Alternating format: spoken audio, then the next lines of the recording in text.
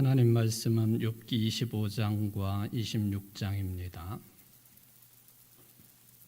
욥기 25장 1절부터 26장 14절까지 교독하겠습니다. 수아 사람 빌닷이 대답하여 이르되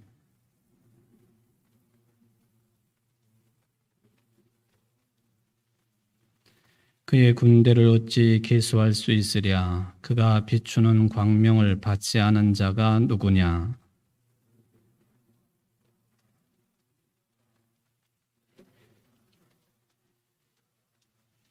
보라, 그의 눈에는 달이라도 빛을 발하지 못하고 별도 빛나지 못하거든. 욥이 대답하여 이르되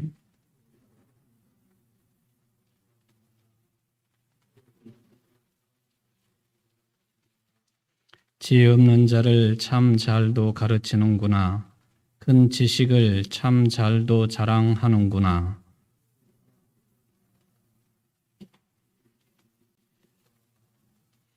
죽은 자의 영들이 물 밑에서 떨며 물에서 사는 것들도 그러하도다.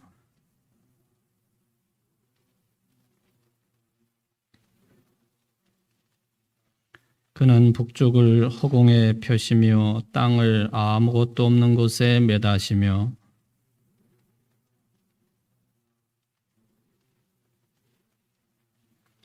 그는 보름달을 가리시고 자기의 구름을 그 위에 펴시며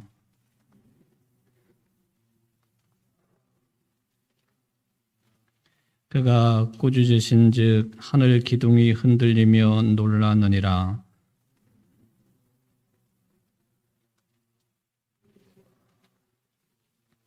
그의 입김으로 하늘을 맑게 하시고 손으로 날렵한 뱀을 무찌르시나니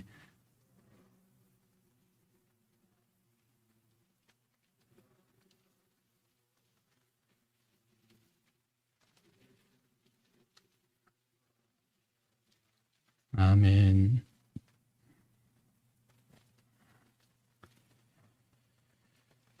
어, 26장 1절부터 4절까지 그리고 5절부터 14절까지 이게 지금 제목으로 보면은 빌닷에 대한 욥의 답변으로 그렇게 되어 있지만은 실제적으로는 26장이 두 부분으로 크게 대별이 된다라는 말씀을 지금 계속 드리고 있습니다.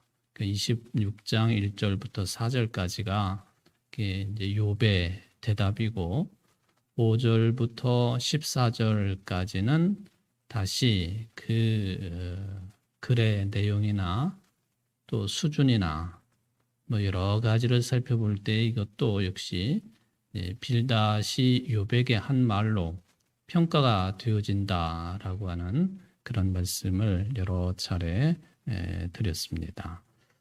그런 차원에서 오늘 우리가 25장과 연결을 해서 26장 5절부터 14절까지 대체적으로 25장 전체하고 26장 5절부터 14절까지의 큰 흐름은 뭐냐 하면은 하나님의 권능, 하나님의 높으심, 하나님의 능력을 크게 드러내고 있는 빌닷의 이야기가 되겠습니다. 이건 당연한 것이죠. 하나님은 높으신 분이시고 하나님은 크신 분이시고 또 하나님의 능력은 무한하신 분이시고 뭐 이런 그 보편적인 신앙과는 누가 얘기를 해도 그것은 100% 다 맞는 이야기이기 때문에 거기에 대해서 우리는 다른 평을 내려서도 안 되고 내릴 수도 없습니다. 이제는 그렇게 하나님의 높으심을 또 능력을 이야기하면서 이제 무엇을 대비를 시켰느냐 할 때에 인간의 연약함을 또 인간의 비천함과 낮음을 이제 대비를 시켰단 말이죠. 그것도 탓할 내용이 아무것도 없습니다.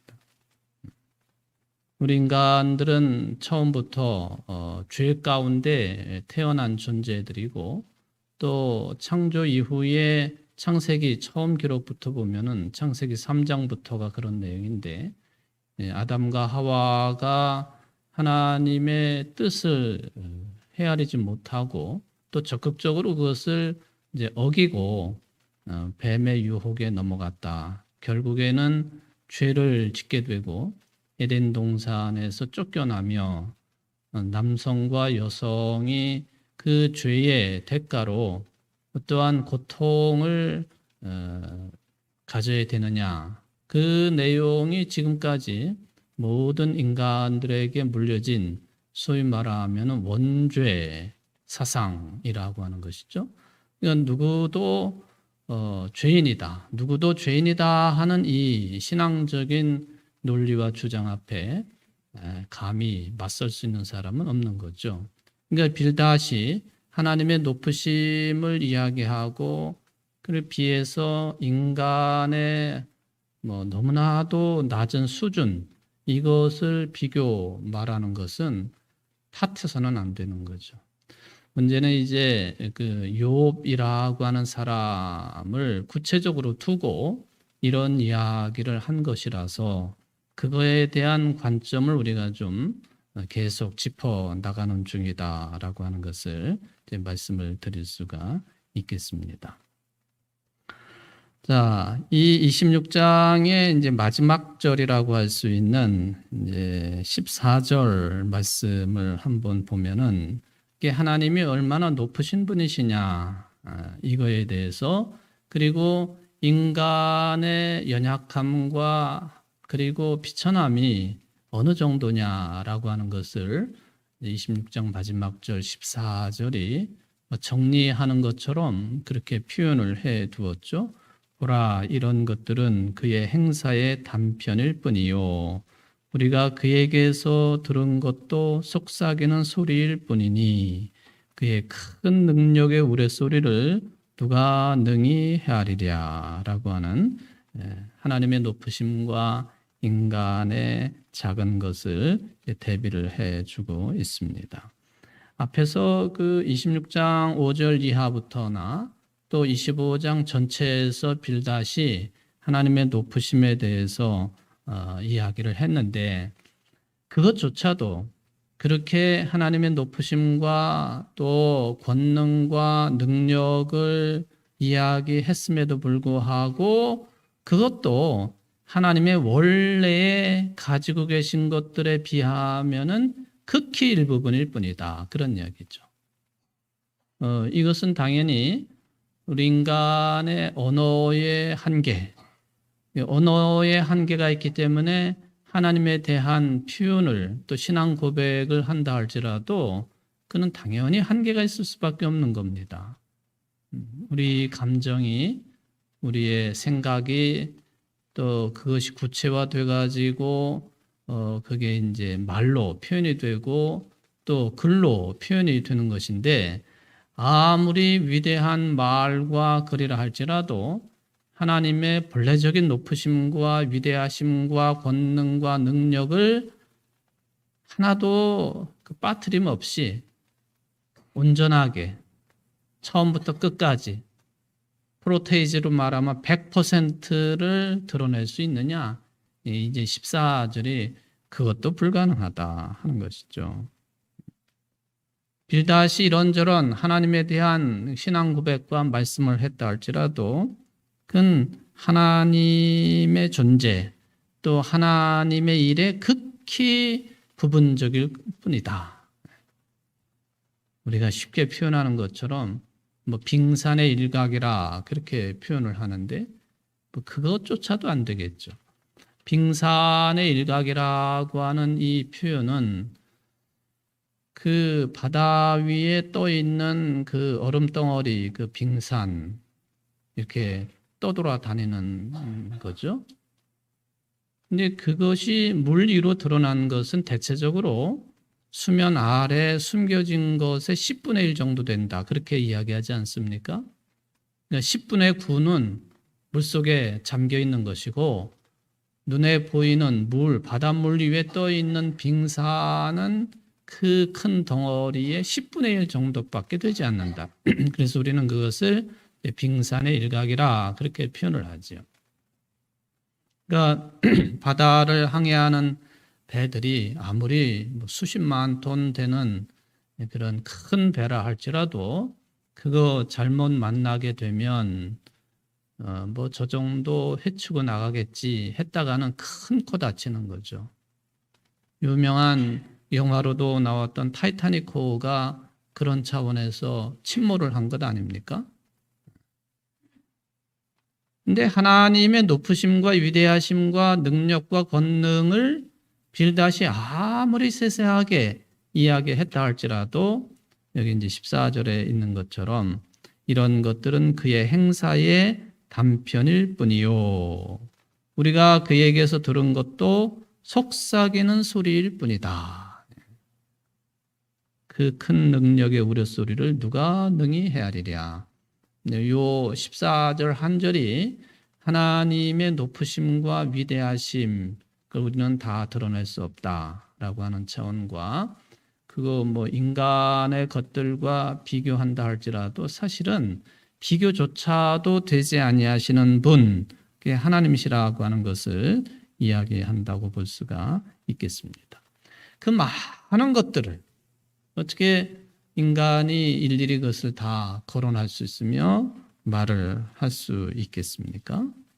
하나님이 대단하신 분이시고 위대하신 분이시고 크신 분이시고 능력과 권능이 크신 분이시고 그 본질이시다 말한다 할지라도 그것도 단편적인 것일 뿐이다.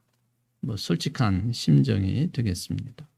또 우리가 하나님에게서 들은 것도 속삭이는 소리일 뿐이다.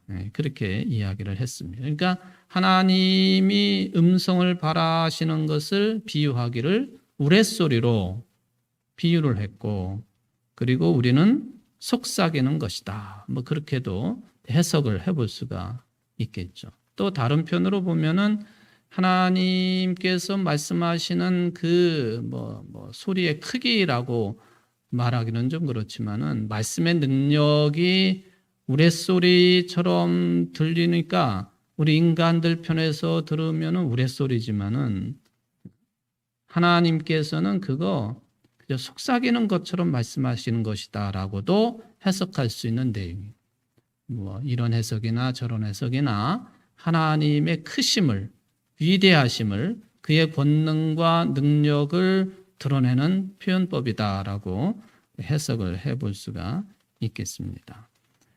빌닷이 일반적인 신앙관으로 이런 이야기를 쭉 풀어갔다고 한다면 그건 큰 신앙이라고 말할 수 있겠어요. 빌닷이 노리는 것은 또 다른 것에 있는 것 아닙니까? 욥이라고 하는 사람을 찍어 누르기 위해서 욥을 끝끝내 죄인인 것은 분명하지만은 그 아주 특이한 상황 가운데 놓여 있는 욥마저도 빌닷이 찍어 누르고 그리고 죄인이라고 하는 것을 강하게 실토하기를 원하는 그런 의도를 가지고 한 말이기 때문에 우리가 이런 부분들에 대해서 문제를 삼는다기보다도 다시 한번 점검을 해볼 필요가 있겠다 하는 것이죠. 하나님은 그런 분이신데 욥아 너 그만 잘난 척해라 하는 것입니다. 그런 하나님 앞에서 내가 의롭다고 하는 것이 내가 옳다고 이야기하는 것이 그리고 세 친구가 계속 번갈아 가면서 나와가지고 하나님의 크심을 이야기하고 너는 죄인이다 라고 말하지만은 한 번도 그것을 수용하지 아니하고 처음부터 끝까지 마치 고개를 빳빳이 쳐들고 하는 것처럼 그게 그런 태도가 그런 신앙관이 옳은 것이냐 하는 것을 빌닷이 다시 이야기를 하고 있는 것입니다. 자, 이제 25장 1절부터 6절까지 하고요. 그리고 26장 5절부터 14절까지가 이제 그런 한 묶음입니다. 이것에 대해서 욥이 어떻게 반응을 보였느냐? 다시 거꾸로 올라가 가지고 26장 1절부터 4절을 살펴보면은 조금 더 부드럽게 연결이 될 수가 있겠습니다. 26장 1절부터 4절까지 욥의 답변을 생각을 해볼 수가 있겠습니다.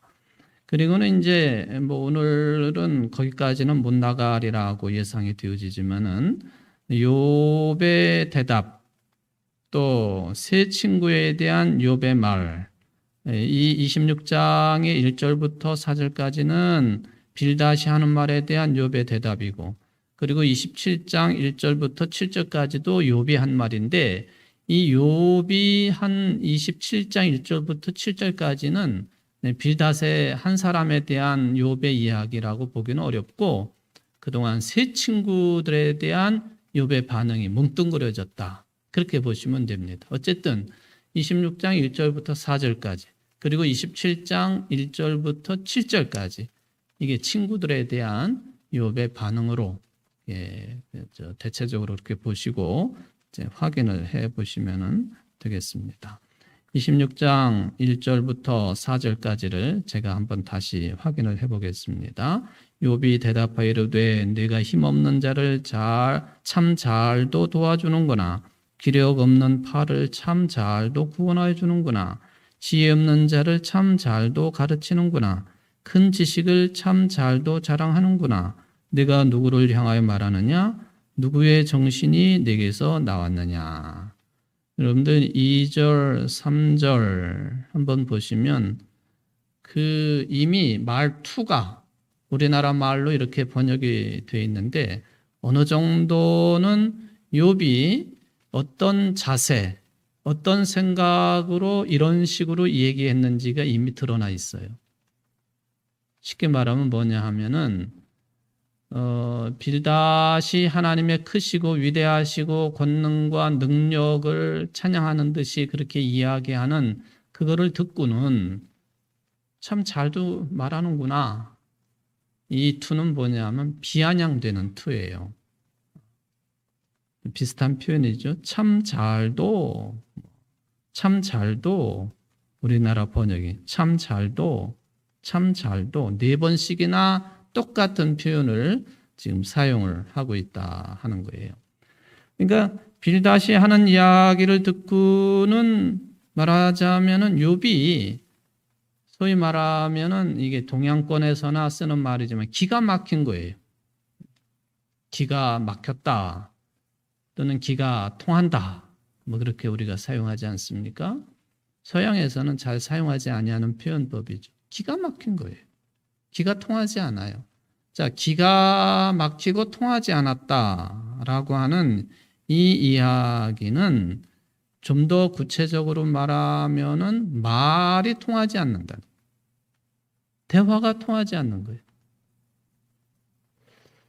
우리가 일반적인 삶을 영위하면서 살다가 보면은 이래저래 답답한 일들이 참 많죠. 가슴이 답답하고 속이 답답할 때가 뭔가 꽉 막힌 것 같은 그런 느낌이 들 때가 있죠. 여러 상황이 그럴 거예요. 그런 중에서도 이 말이 통하지 않아가지고 대화가 되지 않아가지고 기가 막히거나 이게 답답한 경우, 그런 경우에 보통 우리들은 내 가슴을 막 두들기면서 답답하다고 그러죠. 지금 이 욥과 빌닷의 모습이 관계성이 그렇다라고 하는 거예요.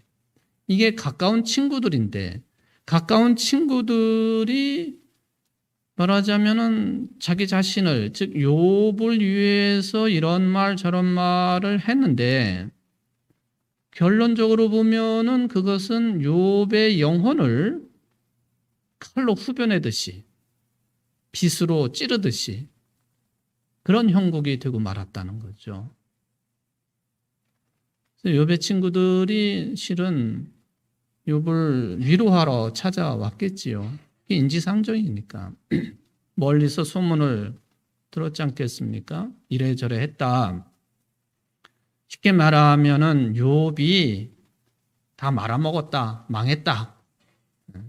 재산뿐만 아니라 모든 그 삶이 다 이게 다 망쳤다.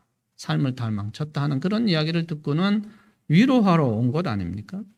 근데 떡 보고는 위로보다도 죄인이라고 하는 걸 자꾸 다그치고 네가 이런 꼴을 당한 것은 하나님 앞에 죄를 지어서 그렇게 된 것이다 하는 말만 세 친구가 똑같이 표현만 좀 다를 뿐이지 뭐 다람쥐 쳇바퀴 도는 것처럼 그렇게 와서 떠들어대니까 위로를 받아야 될 이 욥의 영혼에 칼부림을 해대는 그런 그 모습이 되었다 하는 것입니다.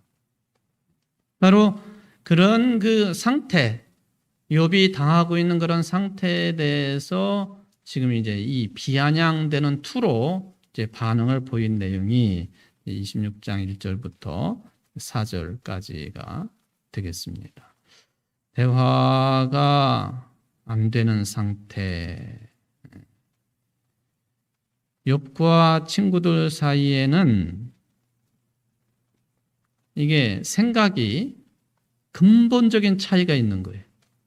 이건 그냥 약간의 차이가 아니고 출발부터가 다른 거예요. 생각이 근본적으로 다르다.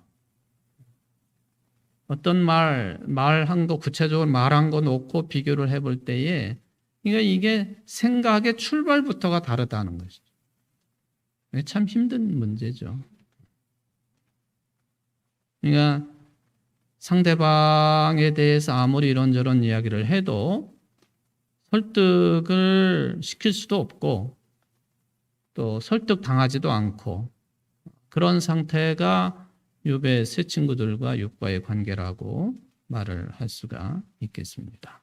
그러니까 말로 서로 공격하고 수비하고 또 공격하고 또 이쪽이 수비하고 이런 그 형태라고 생각을 해볼 수가 있겠습니다. 이런 그 욥기와 직접적인 관련이 있다고는 볼 수 없겠지만은 이런 왔다 갔다 하는 그런 모습을 보면서 작년 연말쯤에 뭐 일간지에서 이런 그 설문조사를 한 게 있어요.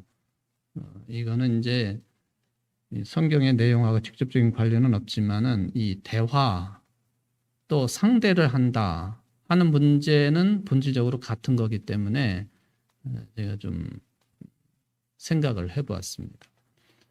그 신문은 뭐라고 그럴까요? 그 성향으로 보면은 매우 그 보수적인 입장을 아주 철저하게 가지고 있는 그런 일간지이기는 합니다. 그런데 우리나라의 국민들이 가지고 있는 전반적인 어떤 생각이나 태도들을 어느 정도는 그 내용 속에 담고 있다. 이게 생각이 돼서 지금 욥과 친구들의 관계성을 준비를 하다가 보니까 그 생각이 나서 조금 정리를 해보았습니다. 뭐냐면은 이건 뭐 어떤 그 선입관을 가지고 듣지는 말아 주십시오. 저는 그대로 신문에 난 것을 보도된 것을 그대로 전해드리는 거예요. 욥과 친구들 사이가 어땠을까 하는 것을 볼 수 있는 그런 단면이 되겠습니다. 원래는 이 표현이 경제 분야에서 주로 동원이 됐던 그런 표현입니다. 뭐냐면 양극화라는 거예요. 양극화.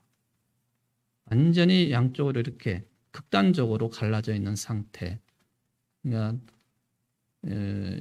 이전 표현이긴 하지만은 전 세계를 두고 볼 때에도 대체적으로 이 지구의 북반구에 있는 나라들은 선진국이고 잘 사는 나라들이 많고 남반부에 살고 있는 나라들이 가난하고 어렵게 살아가는 나라들이 많죠. 그래서 이 경제적인 양극화 현상을 남북의 문제다. 우리나라 한반도의 남북의 문제가 아니고 경제적인 상황을 염두에 둔 잘 사는 나라들은 뭐 아주 잘 살고 못 사는 나라들은 아주 못 사는. 이거는 뭐 한 나라 안에서도 마찬가지죠. 뭐 부의 대물림을 통해서 또 가난의 대물림을 통해서 이 남북의 문제처럼 이런 경제적인 상황에 대한 이야기가 주로 사용되어졌던 표현이 양극화라는 거예요.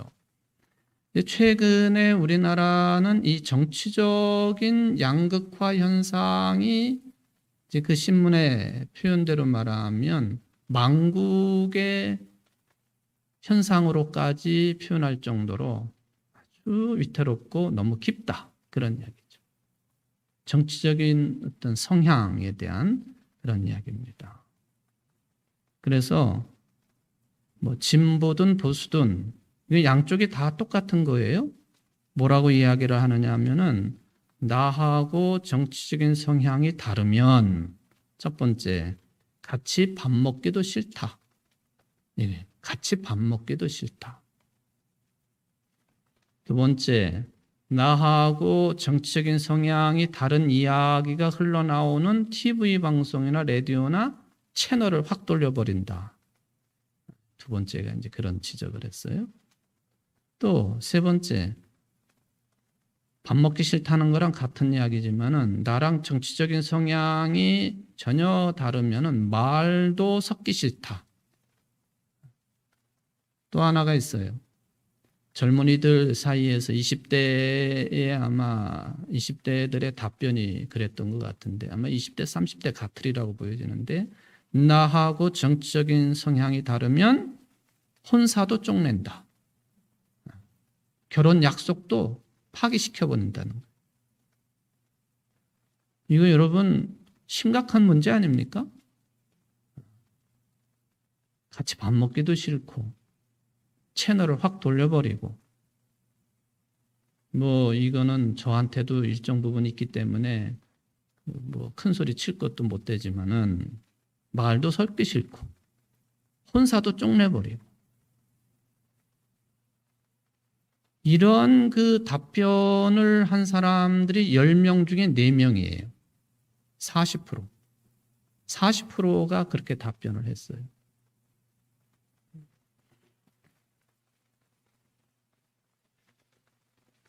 이전에는 무슨 뭐 지역이 다르기 때문에 소위 말하면 하견, 지연, 혈연 문제 이런 게 굉장히 영향을 많이 끼쳤잖아요. 어느 학교 동문이냐, 뭐 또 호남이냐, 경상도냐, 충청도냐, 뭐 서울 경기냐, 함경도냐, 평안도냐, 황해도냐, 혈연, 김씨냐, 이씨냐, 뭐 박씨냐, 무슨 파냐, 뭐 이런 거 가지고.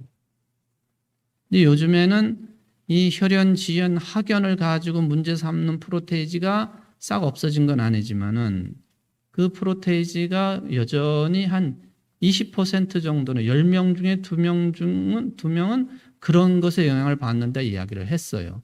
그런데 정치적인 성향이 다르기 때문에 말도 하기 싫고 밥도 같이 먹기 싫고 그리고 뭐 또 혼사도 쪽내고 채널도 돌려버리고 이게 그 2배나 된다는 이게 부쩍 늘어난 거예요, 지금. 1차적인 책임은 정치하는 사람들한테 있는 거죠. 그건 분명합니다. 우리 국민들을 이렇게 양극화 시켜놓은 거예요. 정치라고 하는 것은 대화와 타협이 아주 대단하게 작동이 돼야 되는 그런 삶의 현장 아닙니까? 근데 이게 아주 짜증스러운 그런 현상들이 지금 계속 벌어지고 있다. 집권하는 사람들은 그걸 또 이용하고 또 반대편 사람들도 그걸 또 이용을 하고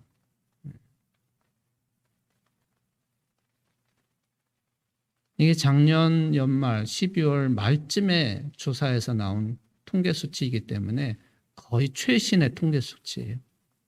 그냥 어렴풋이 느낌을 가지고 있었지만 되게 구체적으로 수치를 내놓으니까 또 내용도 구체화해서 보도를 해놓으니까 좀 더 상세하게 이제 좀 더 구체적으로 접근을 할 수 있는 그런 내용인 것 같습니다. 대화가 서로 되지 않는다. 생각의 출발부터가 다르다. 정치를 말하면 정치적인 신념, 이거 출발부터가 다른 거예요. 출발부터가 다르다. 근본적인 차이가 있다 하는 것이죠. 조금이라도 상대방에게 귀를 기울이고 그래, 당신 말이 맞는 것 같소. 이거 한 번도 찾아볼 수 없다는 거죠. 한 번도. 상대방 당이 주장하는 것 꼴 보기 싫어도 국민을 위한 것이면 바라봐야 되거든요. 안 해요. 아주 저질스러운 그런 모습이 우리가 살고 있는 이 한반도 대한민국의 현실이다 하는 그런 얘기죠. 접촉점을 찾아보려고 노력도 하지 않고 계속해서 마치 기차 레일처럼 평행선만 달리고 있는 그 욥과 욥의 친구들의 대화의 현장입니다. 물론 참 조심스럽기는 합니다만은 이 생각의 틀이 한번 굳어지면은 바꾸기가 쉽지 않은 거예요. 저도 그렇고 여러분들도 인정하시겠죠? 인정하시죠? 한번 내 생각이 이렇다라고 생각하면은 죽어도 고요. 그거는 죽어도 고. 고스톱에서 죽어도 고하는 것처럼 죽어도 고. 이거는 잘못된 게 확인이 되면 수정을 가해야 되는데 안 해요. 자존심을 세우는 것이죠. 물론 사람의 성품이 또 그의 어떤 성향이 잘 바뀌지 않는다라고 하는 것도 우리가 인정을 하기는 하지요. 조금 이걸 좁혀서 성경에 대한 입장, 또 말씀에 대한 입장, 신앙관에 대한 입장도 거의 비슷하게 흘러간다는 거예요. 목사가 물론 설교를 잘한다 못한다 이걸 떠나서요. 저는 이렇게는 표현하고 싶어요. 바르게 설교는 해야 된다. 바르게. 장난치지 말고 바르게 하나님의 말씀의 정신, 그 뜻이 무엇인지를 잘 공부하고 기도하면서 준비해가지고 설교를 해야 되지요. 근데 제가 그렇게 비관적인 사람은 아닌데 설교를 듣고 사람이 변화가 어느 정도 될 수가 있을까?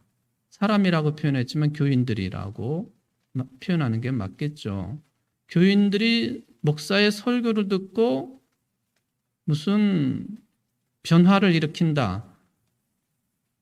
그랬으면은 대한민국은 벌써 대단한 국가가 됐을 거예요. 저는 그렇게 생각합니다. 잘 안 된다는 거죠. 성경을 읽고 해석하는 데 있어서도 이 문자주의에 사로잡히게 되면 거기서 헤어나지 못하는 거예요. 우리는 문자주의를 굉장히 조심스럽게 바라보는 거죠. 그렇죠? 왜 하나님의 말씀 기록된 대로 그대로 받아들이고 해석해야지 왜 다른 생각하느냐? 그렇게 말을 할 수가 있겠지만은 그게 꼭 바른 성서관이고 신앙관이냐라고 할 때에는 헤쳐놓고 봐야 될 측면이 굉장히 많다는 거예요. 그런데 일단 이게 성경을 접근하는 그런 흐름이나 방식이나 뭐 설교의 내용의 흐름이나 방식이나 이게 나하고 맞지 않으면 일단 마음을 딱 닫아버리거든요. 말하자면 뭐냐면 기분 나쁘다 이거죠. 왜 나하고 다르냐 이거예요.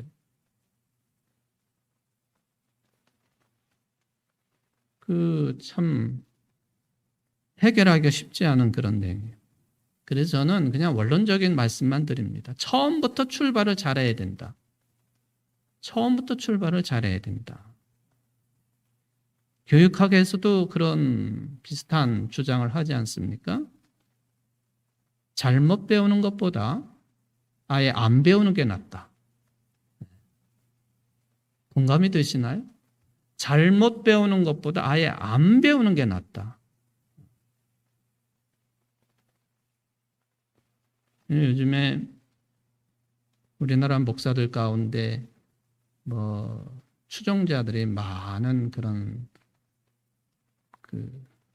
목사라고 해야 되는지 모르겠지만 강대상에서 그냥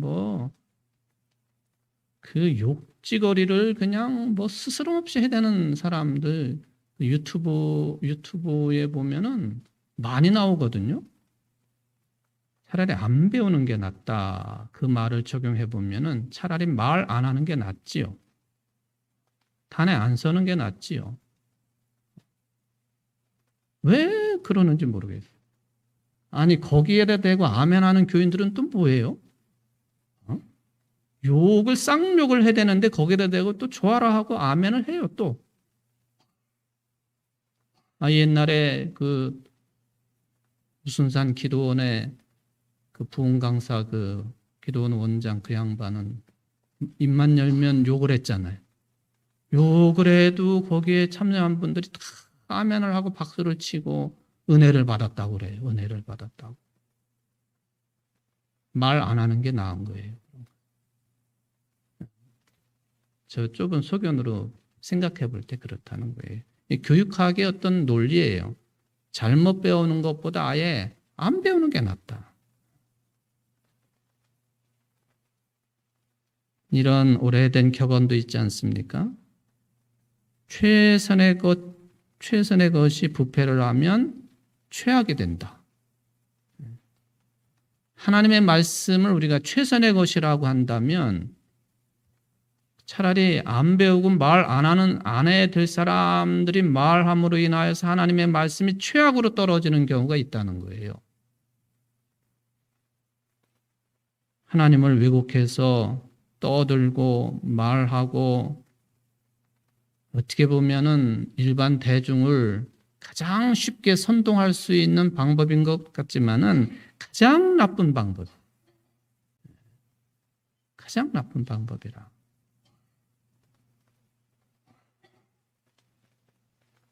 모든 인간관계가 다 비슷하고요. 또 세상살이가 거의 비슷비슷한 것 같아요. 그렇다고 물에 물 탄 듯 술에 술 탄 듯 그렇게 살아야 되느냐? 그건 아니겠지만 지금 하여튼 욥과 친구들의 이 관계성을 생각해 보면은 제가 주저리 다른 이야기를 좀 많이 했습니다만은 우리 주변에서도 얼마든지 찾아볼 수 있는 그런 현상이 된다라고 하는 것이죠.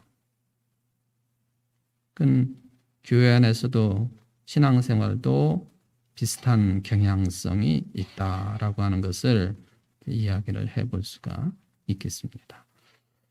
이 이야기는 제가 몇 차례 말씀을 드렸던 건데 예수님께서 씨 뿌리는 자의 비유를 말씀하셨죠.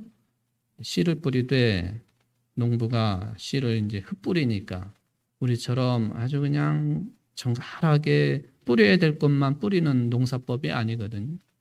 팔레스틴 땅 그냥 이렇게 흩뿌리는 거죠. 막. 그러면은 그 씨앗이 길가에도 떨어지고 또 돌짝밭에도 떨어지고 또 가시덤불에 떨어지고 또 일부는 좋은 땅, 옥토에도 떨어지고 그거를 퍼센트를 따져보면은 4군데 이렇게 떨어졌다. 그러면은 옥토에 뿌려진 그 씨앗이 자라나가지고 30배, 60배, 100배의 결실을 맺는다. 말하자면 말씀의 씨앗이 잘 발화를 해가지고 그것을 통해서 열매를 맺는 제대로 된 말씀의 수렴과 삶으로 이어지는 그런 프로테이지는 얼마나 되느냐? 그걸 이제 헤아려 보는 거예요. 4분의 1. 퍼센트로 따지면 25%. 그게 이제 목사들끼리는 그런 얘기를 하죠. 너무 욕심 부리지 말라고. 왜 그렇게 설교를 오랫동안 했는데도 교인들은 안 변하는 것 같고, 한국 교회도 안 변하는 것 같고, 사회도 안 변하는 것 같고, 그게 굉장한 스트레스지 않습니까? 그리고 세상 사람들이 교회를 볼 때에도 손가락질의 내용이기도 하고요. 예수님께서도 그렇게 말씀하셨는데 4분의 1만 변화되어도 그건 큰 성공이다. 4분의 1도 바라보기가 쉽지는 않겠지만 그런 생각도 해보게 됩니다. 어쨌든 이 친구들하고 욥이 일치점을 못 찾아요. 실제적으로 그 사람들은 욥을 포함해가지고 다 고상한 사람들이, 신앙적으로도 그 품이 있는 사람들이, 그럼에도 불구하고 그게 안 된다는 거예요. 서로 설득이 불가능한 상태다. 같은 이야기들이 반복되고 있다. 이거에 대해서 2절, 3절에 욥의 감정이 드러난 그런 표현입니다. 기분 나쁘게 빗대어서 이야기하는 것이죠. 내가 힘없는 사람들을 참 잘 도와주는구나. 지혜 없는 사람들을 참 잘도 가르치는구나. 누구를 향하여 말하느냐? 누구의 정신이 내게서 나왔느냐? 반론이기도 하고, 그리고 기분 나쁘게 이렇게 쳐내는 그런 표현이 되겠습니다. 친구들이 늘 비슷한 논리를 가지고 이렇게 이야기하는 것, 이거에 대해서 욥의 반응이 되겠습니다.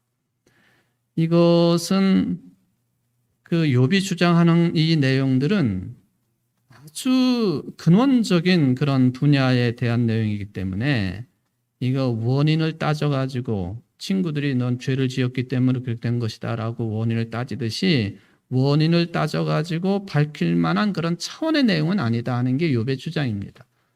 요한복음 9장 여기까지만 제가 말씀을 드리겠습니다만은 9장 1절 이하에 보면은 예수님의 제자들이 예수님에게 질문을 하지 않습니까? 이 길을 갈 때에 선천적으로 시각적인 장애를 가지고 있는 사람을 만나요. 누구의 죄 때문에 저 사람이 저렇게 됐습니까? 이 제자들의 질문의 요지는 욥의 친구들의 사상과 같은 거예요. 유대인들의 일반적인 신앙관입니다. 예수님의 제자들도 유대인 출신들이기 때문에 전통적인 신앙관이에요. 누구의 죄 때문에 저렇게 됐습니까? 이건 아예 태어날 때부터 그렇게 눈이 문제가 있는 사람이니까 누구의 죄 때문에 그러냐고 제자들이 물어보았습니다. 물론 이 말도 터무니없는 건 아니에요. 악한 힘에 의해서 그렇게 된 것 아니냐. 악한 힘의 지배 왜 받게 됐느냐? 죄 때문에 그렇게 된 거다. 그런 이야기죠. 유대인의 사상입니다. 누구의 죄로 인함이니까? 예수님께서 답변을 하시죠. 이 사람이나 그 부모의 죄로 인한 것이 아니라 그에게서 하나님의 하신 일을 나타내고자 하심이라. 하나님의 영광을 드러내기 위함이다. 죄 때문이라고 주장하는 그런 제자들에 대해서 예수님의 관점은 완전히 다른 거예요. 지금 욥이 26장 1절부터 4절까지 이런 이야기를 하는 것도 이거 근원적인 문제를 그렇게 무슨 원인을 따지고 하면서 접근하는 거 아니다. 그게 이제 욥의 태도입니다. 근원적인 문제라, 근원적인 문제.